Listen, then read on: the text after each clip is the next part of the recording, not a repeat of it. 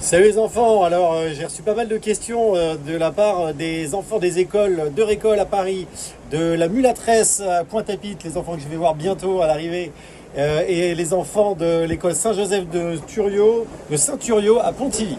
Voilà, alors quelques questions rapides, il y a de tout. Alors est-ce que je vais bien d'abord? Ouais, je vais bien, je vais bien. Le début de course a été difficile, mais ça va, je suis très heureux d'être là, donc je suis plutôt en forme et maintenant tout va bien, on est à fond vers la Guadeloupe et il reste à peu près 4-5 jours de course. Alors manges-tu assis à une table dans ton bateau? Bah non, bah tu vois, je sais pas qui a posé la question et voilà ma cuisine, tu vois, c'était à l'intérieur là. Et en fait, bah non, je mange ici, là, voilà, par terre, là, tu vois, là j'ai essuyé un peu d'eau, là il y a mes affaires, il y a un peu de tout, tu vois. Et je mange comme je peux, sinon souvent je me mets dehors dans le cockpit, je me mets, sont bonnes, je me mets au fond du cockpit et je m'assois tranquillement. Voilà. Comment est-ce que je fais pour boire? Alors, pour boire, je me fabrique mon eau qui est là-bas sous la caisse bleue au fond. Vous verrez, il y a un désalinisateur. C'est un appareil qui sert à enlever le sel de l'eau. Voilà, et ça rend l'eau de mer potable du coup. Est-ce que j'ai une salle de bain dans mon bateau? Bah non, j'ai pas de salle de bain. Donc je me fais une petite toilette de chat, comme on dit. J'utilise des lingettes, mais sinon, voilà, de l'eau, du savon. Ça dépend un peu des conditions dehors, mais c'est sûr que je me lave pas autant que quand je suis à terre. Est-ce que je me brosse les dents? Ouais, c'est important de se brosser les dents. Que ce soit en mer ou à terre, c'est super important, donc je me brosse les dents. Peut-être que pas aussi souvent qu'à terre. Ok, de temps en temps j'oublie, mais je le fais souvent la nuit. Voilà, et c'est un moment assez agréable d'avoir les dents fraîches. Voilà, pas oublier surtout. Alors, est-ce que j'ai eu peur de tomber dans l'eau? Bah non, j'ai pas peur de tomber dans l'eau parce que je m'attache. J'ai un gilet qui est là d'ailleurs, hop, avec une longe. Voilà, ça c'est mon gilet. Ici, là, c'est mon gilet et il y a un bout qui rallie, je l'accroche toujours pour le tenir au bateau. Donc, j'ai pas peur parce que je m'attache et ça, c'est super important évidemment. Est-ce que j'ai de l'électricité à bord du bateau? Bah oui, regarde derrière moi. Il faut de l'électricité pour faire tourner un ordinateur, pour faire tourner le pilote automatique. J'ai un peu d'électronique, tu vois, les instruments du bateau. Là, on voit la radio, le GPS, les instruments. Et c'est important, tout ça marche avec de l'électricité. Et je fabrique mon électricité soit avec une éolienne. Alors je vais essayer de vous montrer l'éolienne là. Hop, voilà. Au fond, elle ne tourne pas en ce moment. Voilà, c'est une éolienne ou sinon un hydrogénérateur. C'est comme une éolienne mais dans l'eau.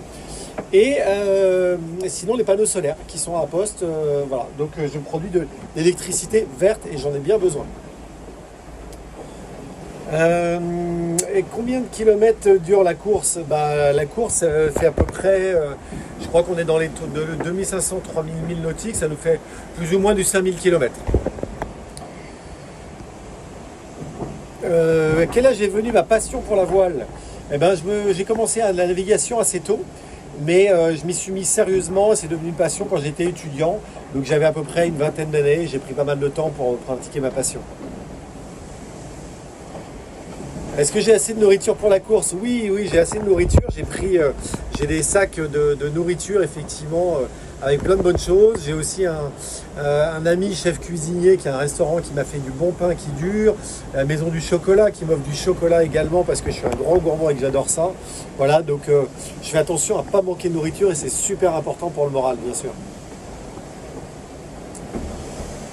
Euh, alors comment est-ce que je fais si je me trouve dans un endroit sans vent? Bah, l'objectif c'est de ne pas aller dans les endroits sans vent justement. Alors là on est servi, il y a beaucoup de vent depuis le début de la course. Mais il y a eu un moment, j'ai eu un petit peu moins, mais ça n'a pas duré. Et c'est notre objectif avec mon météorologue avec qui je consulte, avec qui je communique par WhatsApp. Et on s'envoie des messages et on essaye de trouver la meilleure route possible pour avoir toujours du vent et aller le plus vite possible.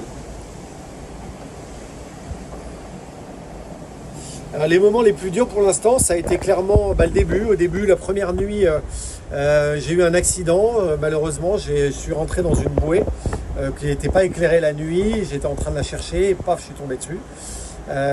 Donc ça, c'était après, on a réparé. Donc ça a été dur. Et puis après, quand je suis reparti, avec la pointe Bretagne, passer l'Ouessant et le golfe de Gascogne.